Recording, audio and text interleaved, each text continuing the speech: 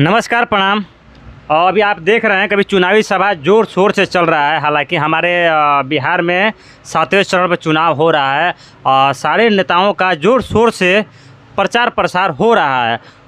हमारे बक्सर लोकसभा क्षेत्र पे थोड़ा सा चर्चा करेंगे। अभी देख सकते हैं कि हमारे मिथिलेश तिवारी जी खड़े हैं जो बीजेपी के कैंडिडेट हैं, और आरजेडी के कैंडिडेट में सुधाकर सिंह जी चुनाव लड़ रहे हैं हमारे बक्सर लोकसभा क्षेत्र से, और बहुजन में अनिल कुमार सिंह जी लड़ रहे हैं। हालांकि उसके बाद निर्दलीय प्रत्याशी हैं जो आनंद मिश्रा जी हैं, और एक हैं जो ददन पहलवान जी हैं। हालांकि अन्य बाकी और लोग हैं, 12-13 लोग हैं जो निर्दलीय चुनाव लड़ रहे हैं। हालांकि मैं बक्सर लोकसभा क्षेत्र पर थोड़ा सा मैं चर्चा करूंगा। मिथिलेश तिवारी जी के प्रचार प्रसार में सारे लोग आ रहे हैं। कोई ऐसा नेता नहीं है जो बीजेपी से जुड़े हुए हैं, सारे लोग आ रहे हैं। हालांकि देख सकते हैं आप, थोड़ी दिन पहले हमारे देश के प्रधानमंत्री श्री नरेंद्र मोदी जी भी आए हुए थे। जोरों शोरों से प्रचार हो रहा था। हालांकि राजनाथ सिंह भी जी आए हुए थे। आज थोड़ा सा हम एक बात करेंगे जो हमारे बिहार के एक यूट्यूबर थे जो हमारे बिहार को बदलने के लिए चले थे। ये भी किसी के विपक्ष में आगे चुनाव प्रचार करने के लिए। अब आप ही बता दीजिए। अब एक चीज़ देख लीजिए, ये IPS आनंद मिश्रा जी हैं, ये हमारे बक्सर लोकसभा क्षेत्र से चुनाव लड़ रहे हैं। हालांकि निर्दलीय हैं, एक कुछ कर दिखाने की क्षमता रखते हैं। अब आप ही बता दीजिए, मनीष कश्यप जी जब आप बेतिया से चुनाव लड़ रहे थे तो आप तो निर्दलीय थे जी, और भाजपा के खिलाफ ही ना आप चुनाव लड़ रहे थे, और आरजेडी के खिलाफ चुनाव लड़ रहे थे। आप निर्दलीय थे तो आपको लोग वोट करेंगे, यही ना जी।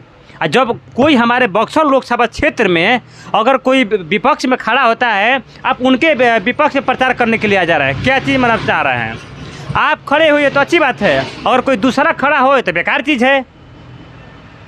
अब आप कहिएगा कि भाई हम कहाँ किसी को कहने का वोट दीजिए न दीजिए, लेकिन कहने का मेरा मतलब ये है आप किसी के विपक्ष में चुनाव प्रचार करने के लिए नहीं आ सकते हैं।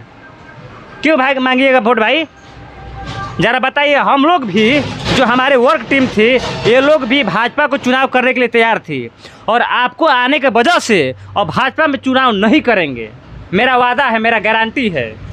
या तो सुधाकर सिंह जी को करेंगे, या तो हमारे आनंद मिश्रा IPS जी को करेंगे, क्योंकि पढ़े लिखे नेता हैं और अच्छे कार्य करेंगे। हमारे आसाम में भी अच्छे कार्य किए हैं, और यहाँ पर बक्सर लोकसभा क्षेत्र में भी अच्छे कार्य करेंगे। इनको चुनाव प्रचार में विपक्ष में नहीं आना चाहिए था। जब ये खड़े हो रहे हैं तो अच्छी बात है, अगर दूसरा कोई खड़े हो जा रहा है तो बेकार चीज़ है। अभी इस पर थोड़ा सा मैं बात कर लेता हूँ कि आप अच्छा ये बताइए, जो हमारे मनीष कश्यप जी विपक्ष में आए हैं जो आनंद मिश्रा के, क्या ये सही किए हैं?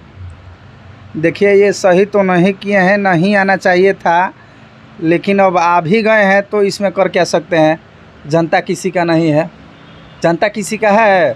नहीं, ये तो बात सही है, लेकिन जब ये निर्दलीय चुनाव लड़ रहे थे तो आखिर इनको भी तो लोग सपोर्ट कर रहे थे ना जी। ये भी तो भाजपा के खिलाफ ही चुनाव लड़ रहे थे ना जी। ठीक है, लेकिन चलिए, लेकिन जो बक्सर की जो जनता है, हमारा आनंद मिश्रा IPS जी को जिताना चाहते हैं, क्योंकि आसाम में जो जिस ढंग से कार्य किए हैं उसी तरह का लोग यहाँ भी चाह रहे हैं। देखिए, हम बता रहे हैं, प्रचार करने से और किसी को आने से कुछ हो नहीं सकता है। जिसका जितना वोट है उतना उसको मिलेगा, कहीं से भी मिलेगा, लेकिन मिलेगा। सही बात है, लेकिन मैं तो इतना कहूँगा कि जो मनीष कश्यप जी एकदम बिल्कुल गिरगिट की तरह रंग बदल दिए हैं। ऐसा नहीं होना चाहिए था मनीष कश्यप जी, क्योंकि लोगों को अभी उम्मीद जुड़ा था आपसे। और आप बोलिएगा कि भाई मैं गलत कहाँ हूँ। सही बात है, आप गलत कहाँ हैं, लेकिन गलत यहाँ पे जब आप निर्दलीय चुनाव लड़ रहे थे तो लोग आपको सपोर्ट कर रहे थे ना जी। लेकिन आज ज्वाइन कर गए तो आप रंग बदल गए। बाकी आप लोग खुद ही समझदार है, विचार आप लोगों को करना है, कौन अच्छा है कौन बेकार है, आपको उन्हीं को खुद चुनना है। जय हिंद।